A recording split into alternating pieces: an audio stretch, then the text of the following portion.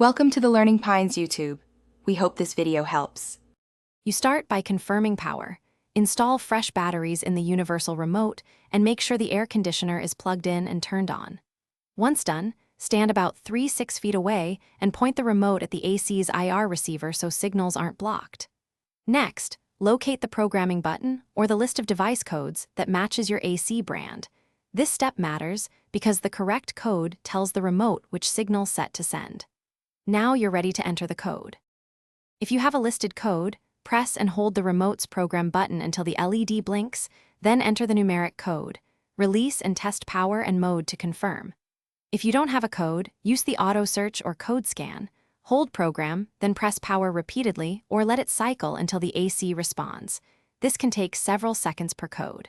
Make sure to press OK or save as instructed so the remote retains the working code.